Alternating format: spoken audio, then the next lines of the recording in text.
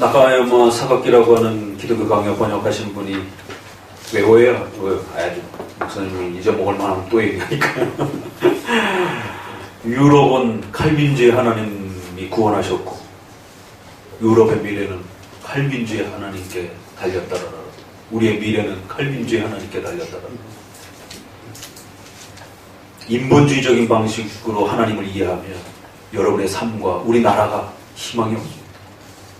장로교적인 방식으로 배웠을 때만이 올바른 신관을 가질 수 있고 칼빈주의적인 이러한 체계를 통해서 성경을 배울 때만이 하나님을 정확하고 제대로 이해하고 하나님에 대한 바른 신앙이 확립될 수 있다라고 하는 아주 중요한 고백입니다. 어떻게 보면 상당히 독선적인 고백이기도 하지만 바르게 보게 되면 그만큼 칼빈주의는 역사성에 있어서 기독교 신앙을 사도들이 물려준 대로 그대로 잘 간직하고 있다라고 하는 그런 자신감에 대한 또 표현이기도 한 것입니다. 그래서 여러분들은 적어도 웨스민스터가 가르치는 그 방식 안에서 그 속에서 소개되어지는 하나님을 바르게 그렇게 이해를 하셔야 되는 거예요. 그렇게 이해된 하나님만이 진정한 성경적 하나님이고 그런 하나님만이 여러분을 지키고 여러분의 삶 전체를 살리실 수 있는 거죠. 알미니안주의적으로 인본주의적으로 이해한 신비주의적으로 랄랄랄라 하는 그런 식의 하나님으로 이해하고 계시면 여러분의 삶을 구원하고 회복할 수 없는 겁니다. 4장 읽어봅시다. 그럼 또 칼빈주의에서 말하는 하나님은 어떤 하나님인가? 같이 읽어봅니다. 4장의 창조는 소유리 문답에서 하나님께서 자신의 작정을 창조와 섭리로 이루십니다 라고 고백하듯이 신적 작정의 한 부분이다. 계속 창조의 신비와 위대함은 하나님의 이 때문에 역사 속에서 항상 이 교리를 파괴 및 변형시키려는 수많은 시도들이 지금까지 계속되고 있다. 요개혁 이후로 현대까지 진화론, 유신적 진화론, 과학 우선주의 등은 성경적 창조 개념을 어지럽히고 있다. 본신전은 논쟁될 부분과 더 논의해야 할 부분을 철저히 자제하고 성도들이 반드시 알아야 하는 창조의 위대함을 천지 창조와 인간 창조로 나눠서 설명한다. 목사님 책이 아주 훌륭한 책입니다. 아주 또 깊이가 있는 책이에요. 그래서 그 단어와 문장들을 잘 묵상하셔야 돼요. 적어도 이 정도 소개한 내용이 우리 여러 창조론이 있을 수 있어요. 다양한 창조론이 쏟아져 나옵니다. 주석책도 일반 책도 별 수많은 책들이 쏟아져 나와요. 그거 우리 성도들이 다 이해하지도 못해요. 그럼 적어도 장로교적 입장에서 창조론을 우리 선조들 어거스틴, 칼빈, 웨스민스터가 어떻게 이해해 왔는지 정도는 정확하게 방향을 아시면 돼요. 그러면 창조는 작정 안에서 이해한다는 거예요. 그래서 그 작정이 집행되어지는 수단이 창조와 섭리로 이루어진다는 거예요.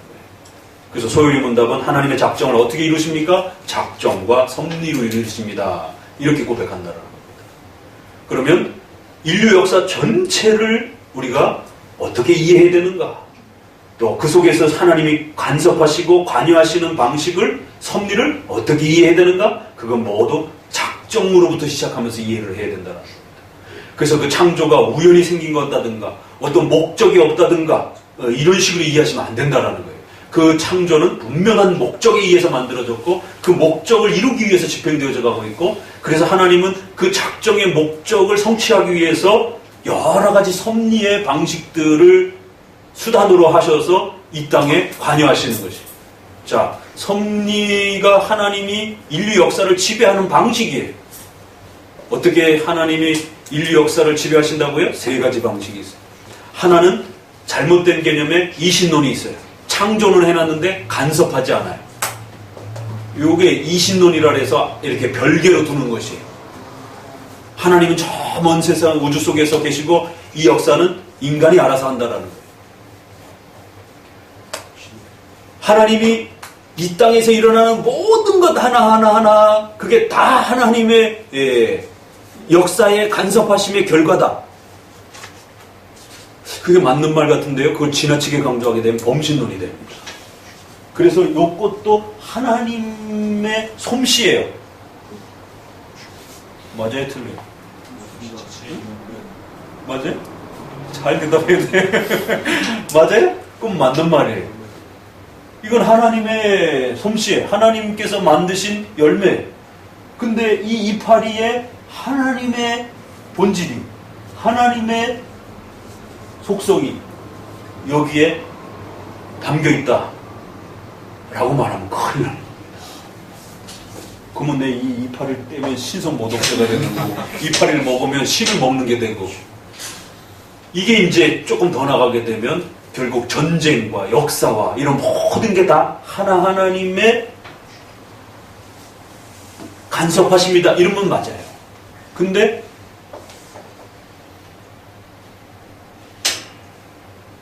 김일성이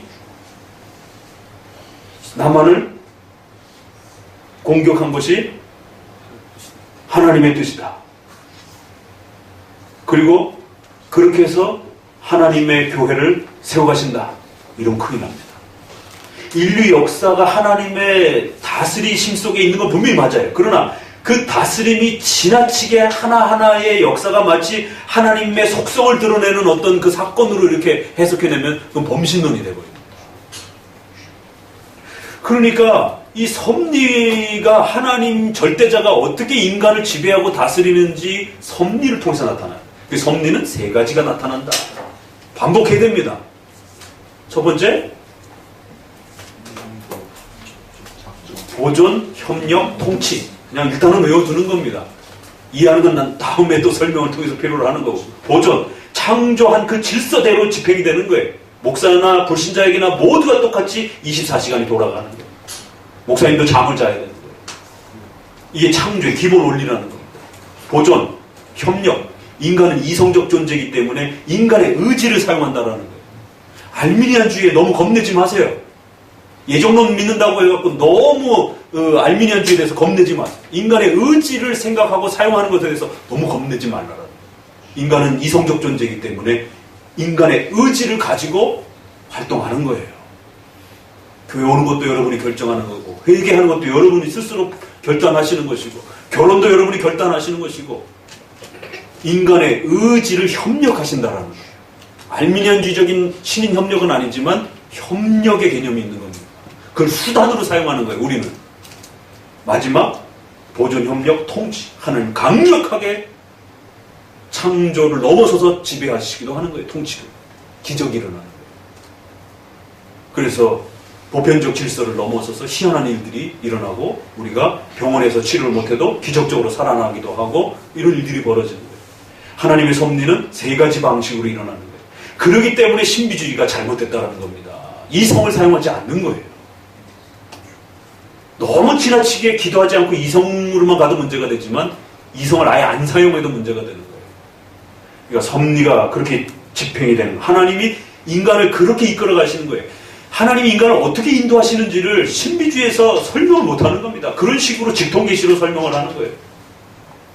한국교회 안에 하나님의 인도하심을 직통계시적으로 이해하는 게 거의 90%입니다. 성경을 이해하고 깨달아서 그 성경이 가르치는 방식을 따라 하나님의 역사가 집행되어져 갈 때에 보존, 협력, 통치 방식으로 자신의 삶을 하나님의 도우심을 따라 끌고 가고 선택해가는 방식을 이해를 못하는 거예요. 결혼을 하고 가정을 꾸리려면 반드시 데이트를 해야 되는 겁니다. 수단을 사용해야 되는 거예요. 남녀가 만나야 되는 거예요. 남녀가 만나지도 않고 어떻게 결혼을 합니까? 예정은 수단을 통해서 집행이 된다는 거예요. 배가 고프시면 밥을 먹어야지 기도만 하고 있으면 안 되시는 거예요. 기도만 한다고 해가지고 저절로 배가 막 부르고 그렇지 않습니다. 보존, 협력, 통치를 통해서 하나님이 우리를 다스려 가시는 것입니다. 작정은 섭리를 통해서 일어나고 작정은 창조를 통해서 일어나는 것입니다.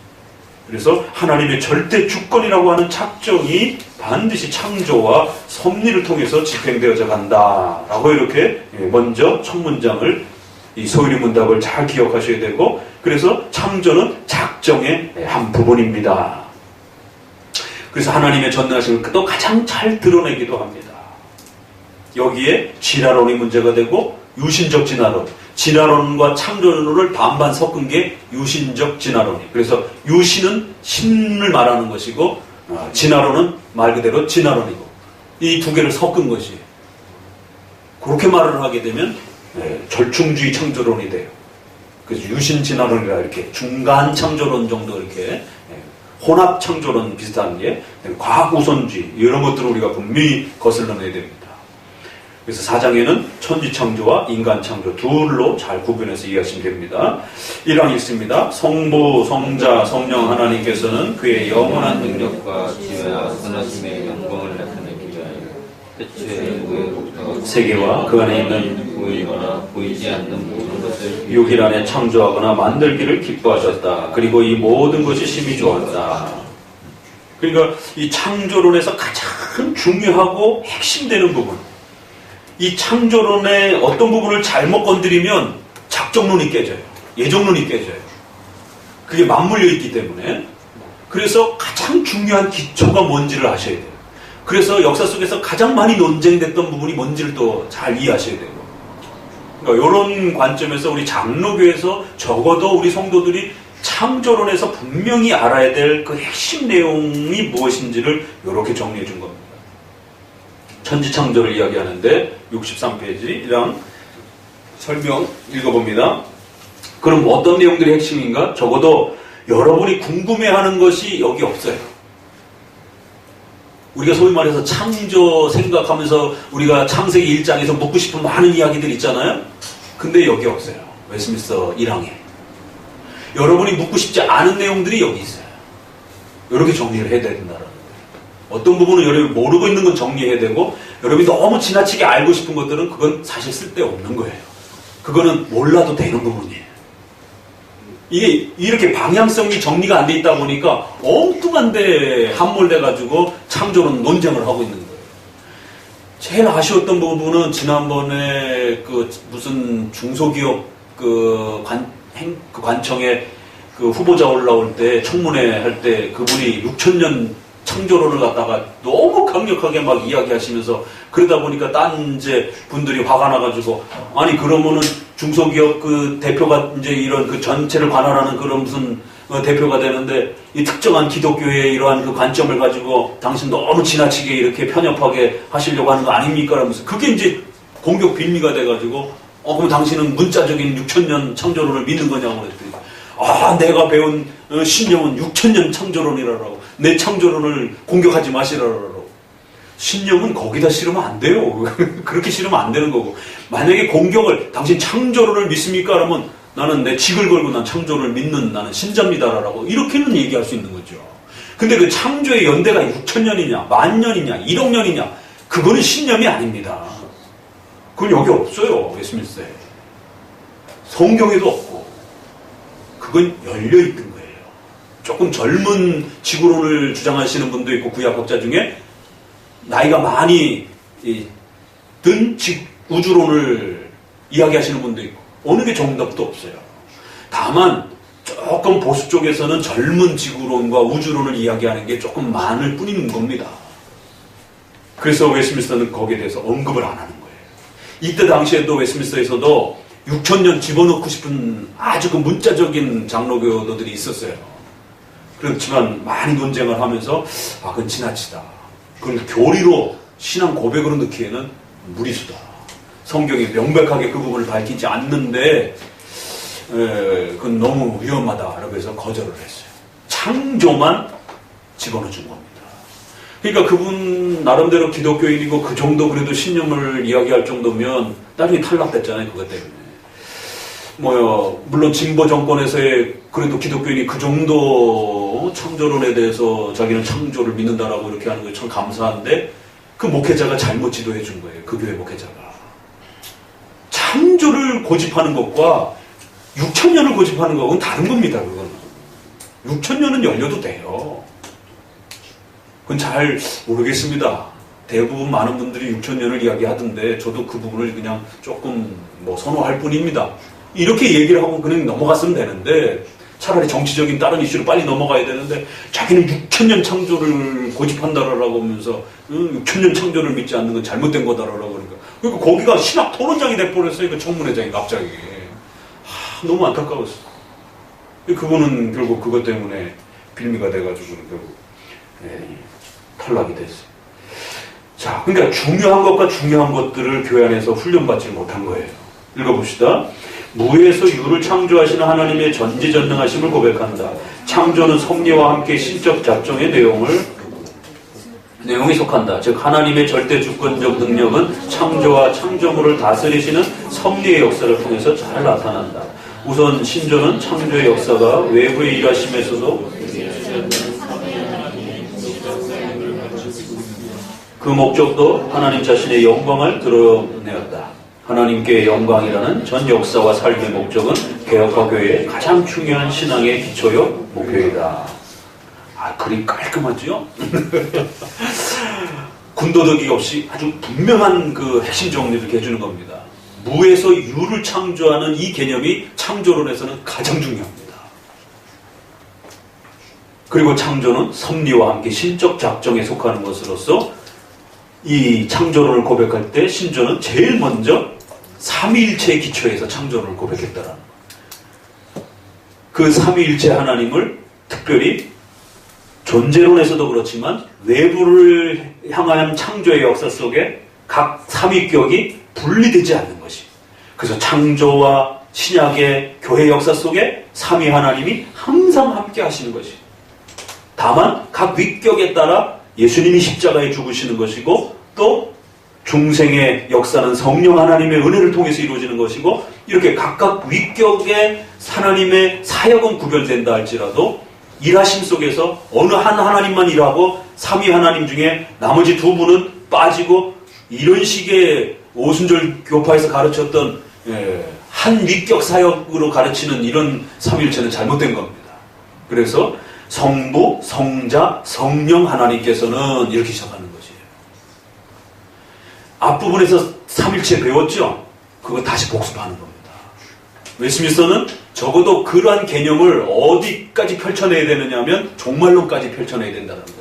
그래야 우리 성도들이 삼위일체를 단지 교리적으로 개념이 아니라 우리 전 삶 속에서 하나님을 이해하고 배워갈 수 있는 그러한 하나님으로 그렇게 바르게 이해할 수 있다라고 생각해서 이제 창조론, 작정론에서도 그렇고 창조론에서도 그렇고 삼위 하나님이 창조하셨다. 요 단어 이거 놓치면 안 된다는 거예요. 왜 이런 단어를 썼을까? 그냥 한 하나님이 창조하셨다 이렇게 해도 되는데 웨스민스터는 삼위 하나님이 창조하셨다. 그럴 때 이 부분은 여기에 밑줄 쳐놓으세요. 창조 역사가 외부의 일하심에서도 분리되지 않는 삼위 하나님의 동시적 사역임을 가르치고 있습니다. 이단들은 항상 분리되는 방식으로 이야기하고 있어요. 삼위일체에서도 창조론에서도 그런 문제가 되는 거예요. 결국 조영균 목사의 문제도 여기서 문제가 되는 겁니다. 구약은 성부 하나님, 신약은 예수님, 오늘날은 성령 시대라는 거예요. 그러니까 성령의 이런 은사를 많이 경험하는 방식으로 신앙생활을 해야 된다는 거예요. 아니요, 그렇게 분리된 형태로 삼위 하나님이 일하는 방식으로 하게 되면 이단이 됩니다. 하나님은 존재에 있어서도 각 위격이 계시고 각 위격이 동등하신 삼위 하나님이라고 말하고 그러한 삼위 하나님이 계시기 때문에 한 하나님이시면서 삼위 하나님이신 거예요. 그래서 그 삼위 하나님이 계시기 때문에 외부를 향한 피조물의 역사 속에서도 분리되지 아니하고 모든 역사 속에서 그 삼위 하나님이 전 우주의 주권자로서 그렇게 일하시는 것이죠. 이게 삼위일체의 논쟁에 있어서 이단이냐 아니냐를 나누는 아주 중요한 또 한 문장이 됩니다. 어거스틴이 했던 말이에요. 칼빈이 이어받은 말이고 웨스민스터가 이렇게 또 가지고 가는 것입니다. 지금 이걸 이해 못하실 수도 있어도 밑줄은 쳐놓으세요. 나중에라도 이해하시도록 이 외부를 향한 일하심에 있어서 삼위 하나님을 분리되는 방식으로 그렇게 이해하신다든가 그렇게 말하면 큰일 난다라는 거예요. 항상 삼위 하나님의 존재는 구별되시고 또 각각의 위격을 가지신 그러한 구별된 하나님이시지만 한 하나님이시고 또 외부의 사역에 있어서도 창조와 섭리 전체 역사에서 함께 일하시는 삼위 하나님이시다라는 겁니다. 그렇기 때문에 여러분의 삶 속에서 성부의 뜻도 헤아려야 되고 성자의 뜻도 헤아려야 되고 성령 하나님의 뜻도 헤아려야 되는 겁니다. 창조란 여러분이 태어나는 것도 창조인 거예요. 지구가 창조된 것도 창조된 거예요. 여러분의 모든 삶의 내용을 삼위 하나님의 이 자리로부터 이해하셔야 된다. 자, 그 다음 문장 읽어봅니다. 영광이라고 하는 그 또 목표. 그래서 우리 성도들의 태어나고 살아가고 죽고 이런 모든 삶의 목표가 무엇이 되어야 되는지, 하나님이 왜 창조를 하셨는지에 대한 이 궁극적 목적이 하나님의 영광을 나타내기 위해서. 이게 참 한 문장 한 문장 읽어 내려가기가 무지 어렵습니다. 힘듭니다. 왜? 인간의 본성상. 왜 내 결혼에 대해서 자꾸 하나님이 간섭하냐라고 이렇게 어느 배우자를 선택하든 내 맘이지. 아니요. 우리를 창조한 목적이 있는 거예요. 우리를 위해서 창조한 게 아닙니다. 하나님을 위해서 창조한 거예요. 하나님을 위해서 결혼하게 만드는 겁니다. 왜? 인류의 거룩한 후손을 계속해서 만들기 위해서. 하나님이 직접 후손을 만들어도 되는데 하나님은 교회의 성도를 통해서 만들기를 원한다. 부모를 통해서 자식을 만들도록 그렇게 질서를 만들어 놓으신 거죠. 그러니까 인간이 착각하는 거예요. 이거 내 시간인데? 내 공간인데? 내 삶인데? 아니요. 여러분의 삶 없습니다. 그러니까 이거 하나 설득하는데 평생 걸립니다. 여러분의 삶 아니에요. 하나님이 만들어준 생명입니다. 여러분의 생명은. 그 수많은 생명체 중에 왜 여러분이 태어났냔 말이에요. 하나님이 목적이 있으셔서 여러분을 이 땅에 창조하고 만들어낸 거예요. 여러분의 시간, 인생 아닙니다. 그래서 하나님이 원하시는 가정에 태어난 거예요. 어느 가정은 부유한 가정에 태어나고, 어느 사람은 정말 어려운 가정에 태어나고, 그 여러분 선택해서 태어난 겁니까? 아니에요. 태어날 때부터도 하나님이 정하신 곳에서 정하신 시간에 태어나는 겁니다. 만약에 우리가 6.25 시대 때 태어났다라면 여기 못 볼 사람도 많이 있는 거죠. 그래도 우리 세대는 6.25 다음 세대에 태어났기 때문에 이 평안함을 누리는 겁니다. 우리 선조, 할아버지, 부모 세대들은 그 보릿고개와 전쟁터를 살았던 시대의 분들입니다. 그분들은 무슨 죄가 있어가지고 그 시절에 태어나가고 그 배고픔을 견디면서 살아왔냔 말이에요. 하나님이 선택했기 때문에 그런 거예요. 절대로 착각하면 안 됩니다. 하나님이 만드셨고 하나님이 원하시는 때에 태어나게 하셔서 하나님이 원하시는 만큼 살아가도록 그렇게 정해놓으신 거예요. 하나님의 영광을 위해서. 이 말이 그렇게 무서운 말입니다.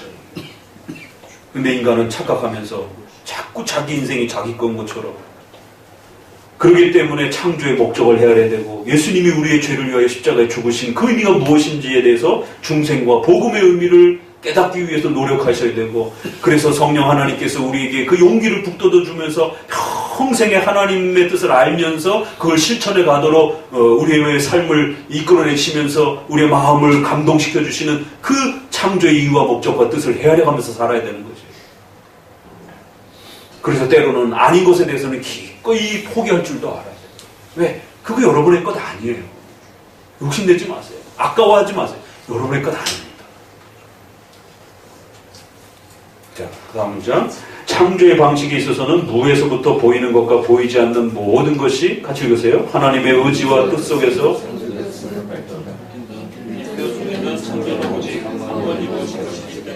여러 번 창조를 거부하고 진화적 역사도 거부하는 내용이 담겼다. 다만 기존에 창조한 것을 사용하여 새로 만드는 이야기 위해서 창조하다, 만들다라는 표현을 구별해 주었다. 이 외에도 창조의 날짜와 관련해서 많은 논쟁이 있는데 이 부분에 대해서는 칼빈의 설명을 따라 문자적 6일 창조를 고백한다. 다만 지구의 나이에 대해서는 침묵하는 형식을 취했다. 다만 개혁파에서는 6천년에서 10,000년 정도의 연대를 많이 선호하기도 한다. 최근 과학계의 물리학이나 우주론을 지나치게 의존하여 창조론을 설명하는 방식은 유신적 진화론으로 빠질 수 있는 위험이 있기 때문에 주의해야 한다. 그러니까 창조론에서 가장 중요한 그 원칙과 그 틀은 작정론 안에서 하나님의 영광이라고 하는 이 주제, 이게 이제 가장 중요한 거고, 세부적으로 따라붙는 내용에 있어서 살펴야 되는 것은 창조가 어떤 방식으로 이루어져가는 구체적 내용과 관련했을 때 무에서 창조하는 방식, 그렇지만 그 무에서 창조할 때 하나님은 무에서 창조한 거를 가지고 또 창조하는, 재료로서 창조하는 것도 있다라는 거예요. 그래서 우리가 창세기 장면에 보게 되면 땅이 혼돈하고 공허한 가운데 어떤 무질서 같은 형태로 창조가 먼저 2절에 소개가 됩니다. 그리고 나서 3절부터 날이 구별이 되어가는 걸 보게 돼요. 구체화되어가는 걸 보게 됩니다. 그래서 어떤 거대한 우주의 어떤 창조물들이 턱 생긴 거예요. 그리고는 그거를 조금 더 가다듬고 흙에서 사람을 만들고 짐승들을 만들고 이런 기존에 있는 재료들을 또 사용하는 방식들이 나와요. 그래서 히브리어에서도 뭐 이것을 약간 좀 구별을 해요.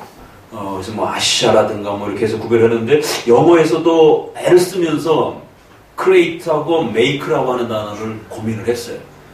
이제 그러면 우리 번역에서도 조금 그거를 좀 고려한 겁니다. 그래갖고 창조하다, 만들다 이렇게 번역을 구별을 해서 그 앞선 흐름에 따라서 이렇게, 그래서 어떤 것은 무에서 창조를 표현할 때 또 아니면 만들다를 표현할 때, 그러나 이걸 너무 엄격하게 이렇게 구분하진 않아요.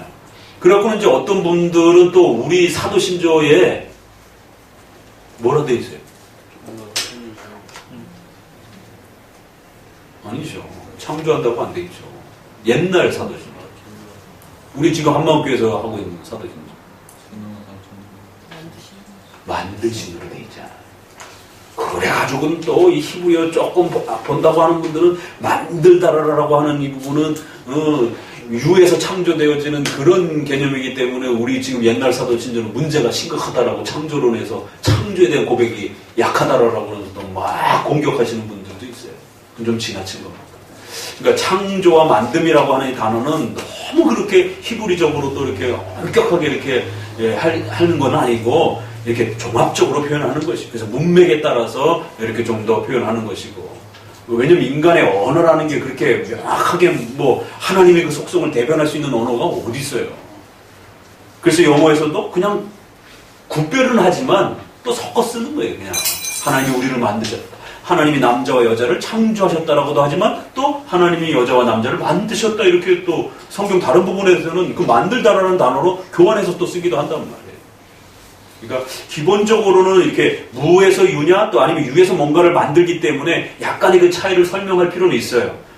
그렇지만 너무 지나치게 또 이 부분을 이렇게 엄격하게 또 이렇게 구별하면 또 오해가 있을 수 있고, 그렇지만 또 만들다라는 거를 또 의도적으로 진화론으로 끌고 가려고 하는 자들이 있기 때문에 조금 구별을 해서 무에서 유라고 하는 창조 개념을 분명히 간직은 하고 계셔야 된다는 거예요. 대략 6일 창조의 문자를 분명히 간직한다라는 거예요. 그래서 어디만큼 들어간다 보세요. 무에서 창조하셨다라는 것, 6일 동안 창조하셨다라는 것, 보이는 것과 보이지 않는 모든 것이 창조되었다라. 그리고 마지막 문장은 뭐예요? 악한 창조가 아니라는 거예요. 보시기에 좋았더라라고 말합니다. 왜? 이 악에 대한 문제를 잘못 이해하는 자들이 창조 때부터 아예 창조가 악하게 만들어졌다라고 이렇게 또 주장하는 자들이 있어요.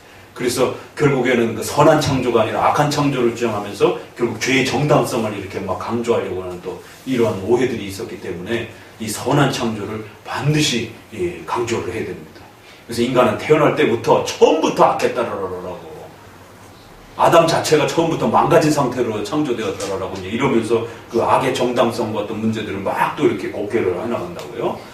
그래서 웨스트민스터에서 담긴 가장 중요한 교리적 논쟁과 관련해서 지켜줘야 될 부분은 이 정도로 해놨고, 그 나머지 부분에 대해서 침묵하는 거 다양성으로 열어주는, 특별히 지구 연대와 관련해서는 조금 더 포용성 있게 젊은 우주론과 나이든 우주론을 모두 다 좀 이렇게 존중해야 된다는 것. 그러나 6일에 대한 문제는 분명히 짚고 넘어가야 된다는 거예요. 어거스틴은 이 부분에서 조금 양보를 하기도 해요. 이게 과연 문자적 6일일까에 대한 부분. 그래서 4일부터 해, 달, 별들이 생기기 때문에 그때 24시간 개념이 있지 않겠느냐. 그리고 1창조에서부터 3창조까지는 무한대 시간이지 않겠는가. 이렇게 조금 고민해 보기도 해요. 어떤 분은 1일은 굉장히 무한대 시간이고 나머지 시간이 이렇게 조금 더 24시간 개념이 않겠느냐. 그래서 구약학자 애들도 좀 많이 논의들이 있어요.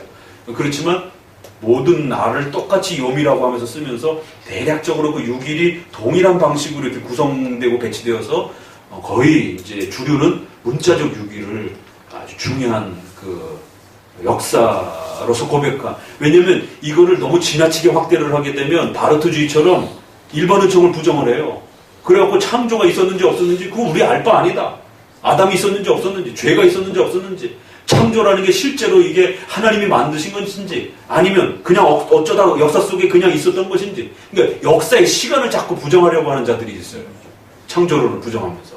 그렇기 때문에 우리가 창조론을 고백할 땐 적어도 무에서 스타트가 되는 개념, 그 다음에 하나님의 영광을 향한 방식으로 목적이 만들어졌다는 거, 그 다음에 역사 속에서 등장을 하기 때문에 반드시 적어도 문자적인 그러한 그 나라의 개념으로서의 창조 정도까지는 존중을 해야 다른 부분에 오해에 빠지지 않는다라고 이렇게 선을 거둔 겁니다. 자, 이렇게 1항만 좀 소개하도록 하고요. 조금만 합시다. 자.